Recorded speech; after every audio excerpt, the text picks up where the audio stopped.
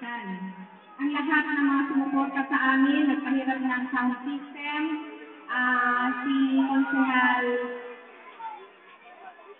Ari, si Quadra, nagpapasalamat sa kanya, special mention talaga dahil sa video coverage and sa photo op. At ang mga nagpahiram sa amin ng chairs and tables, pinasasalamatan din namin. Basta lahat ng sumuporta in cash and in kind, maraming salamat sa inyo. Ang project na ito ay binaba ni Major Jojo Del Rosario, ang aming Grand Sketron sa National Council, at inyong abang lingkod, si Tess Bores, ang National Spokesperson at National Convention Chairman ng Alpha Kappa Rho. At ngayon ay kasama ko ang mga kapatid sa iba't ibang lugar. Sinagagala kong sabihin sa inyo na kasama ko ngayon ang Grand Sketron ng buong Cati, ang Cati's Provincial Council. Isa mo ng longin para kay Brad Alan. Brad Alan? Loli! Ayun, si Brad Alan, nandito dito. At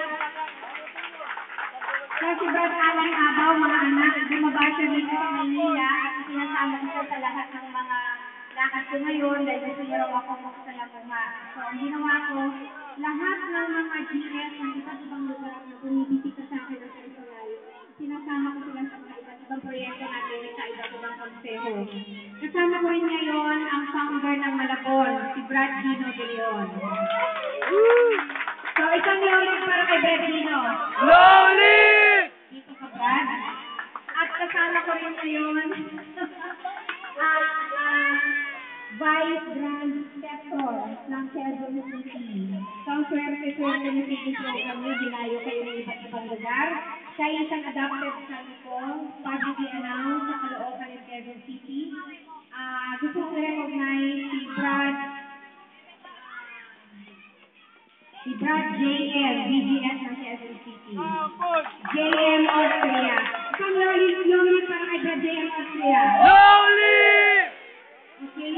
Ako kilala nyo na, hindi na ako masyadong magsasalita pa, maliban sa pasasalamat sa inyo, nabinigay ko kami ng pagkakataon na magkaroon ng feeding program dito. Sa ngayon ni Brad Jojo Del Rosario at ni Tess Bores, ang likod. Gusto namin sabihin sa inyo na maaari pa tayong magpaulak sa inyo ng mga ganito pang programa.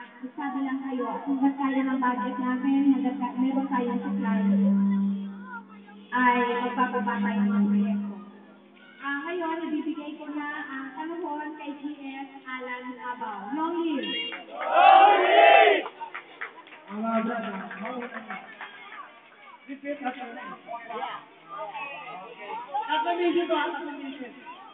Long live Alpha Kappa Rho! Long live! Pakaparo! Long live Alpha Kappa Rho! Okay.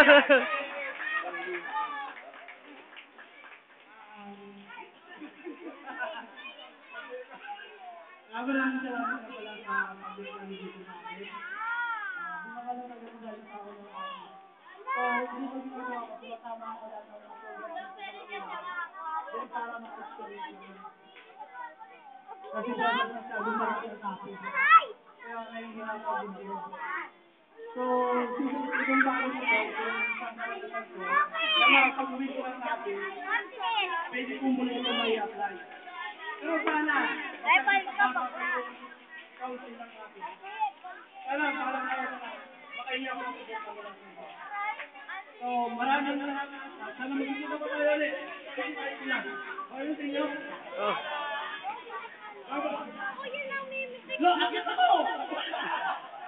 Lagi, barbaro!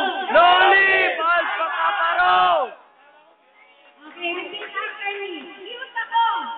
Cute ka! Ayan, lahat na nagsabi cute ako. Thank you very much, Brad Alan Abaw. Kayo na yung isunod ko naman ang BGS ng Quezon City. Long live Jeff. Brad Jeff. JM Austria. Jeff. Magandang tanghali. Ngawit ako eh. Nga pala si Brad JM, Vice Grand Secretary ng Quezon City Council District 2. Hindi ako Quezon City Council, nagpapasalamat ako dahil sa amin dito, hindi nyo man tanong, may isang taga-Valenzuela na nakakababa sa amin. Yung founder ng Tugong, si Pedro. Yung nakarating namin ang duruwag siya, nagulat na ako na nakikita kami dito ngayon. Siguro sa mga taga-Valenzuela, hindi ko alam na nagbababa sa amin ang taga-Valenzuela. Ngayon ko lang nalaman na kaya pala nalaman yung housing namin sa Quezon City dahil nagkita lang yung taga-Valenzuela at yung brad na taga-Quezon City sa LPA, nagkatanungan sa Quezon City. Kaya ngayon ko lang ang napagtanto na ang Kamanaba ay hindi mo pala iba sa Quezon City. Sabi ko nga, ay ibang gawin na ng Kamanaba Youth Quezon City. Diba? Kaya, para dito sa activity nyo, natutuwa ako at maganda naman ang kinalabasan. Pag may mga project kami, sana huwag kayo magkakabilang pag-invite namin kayo. Kayo naman ang sumasal sa amin sa Quezon City. Okay ba yung mga brad? Okay yun!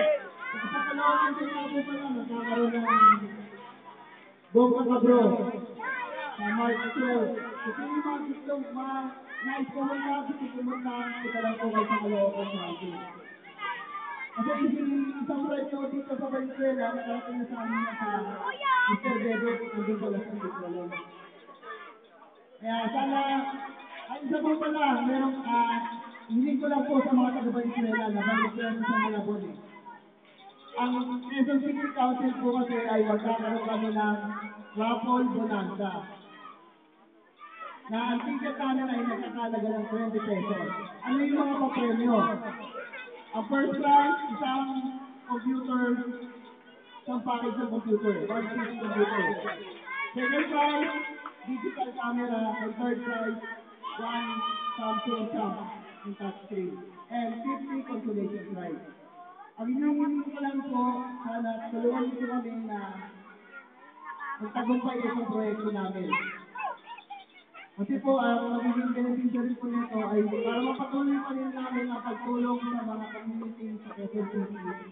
At kasi kami po, hindi lang naman po kami tumutulong sa Quezon City. Nagbibigay rin po kami ng suporta sa ibang mga council. Ang tanongin ko lang po, tulungan niyo po kami kung dito sa inyo, kung pwede po tayo, tulungan niyo kami magbenta. Kasi hindi naman po sa mga malaki, hindi po kasi kami mayaman eh. Pag hindi namin kaya, humihingi talaga kami ng tulong. Kasi hindi kami tipong tao na mataas ang inig na, pag natin na kailangan, kasi dito tayo. Pero ngayon, humihingi ko kayo ng tulong. Pagka nagawa na namin yung ticket, mababa ulit ako dito. Tulungan na lang kami. Okay ba yung mga brad? Okay! Long live mga dyan! Long live! Siyempre, dahil ako ay kabahagi na ng Malabon, gusto kong makita. At ano yung mga taga-Malabon? Andito pa ba sila? Okay, long live Malabon! Long live! Siyempre, hindi natin pwedeng kalimutan yung tatay ng Malabon. So, isa sa mga kasama ko ngayon ay ang founder ng Malabon. Welcome natin, sa long live para kay Brad Gino De Leon. Long live! Long live! Magandang araw sa inyo lahat. Mga bata, nasiyan ba kayo? Hindi ko marinig?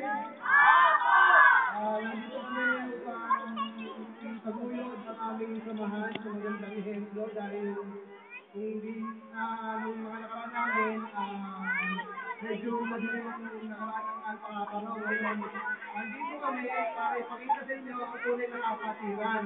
At hindi lang ito ang una at huling project namin. At lagi namin sisikapin na tumulong sa mga tao at sa mga bata para sa uunlad natin. Ang sisikapin namin na makabalik at magdala ng lapis at papel dito. Hindi ko alam. Ito lang ang masasabi ko. Medyo kami long live mga brad! Long live!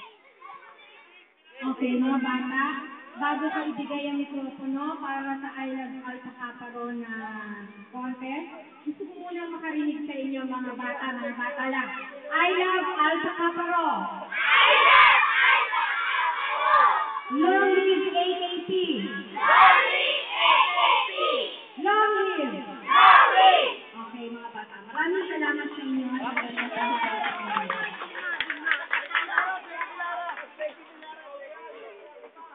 ka na sa inyo. O, sige. Magpapakontest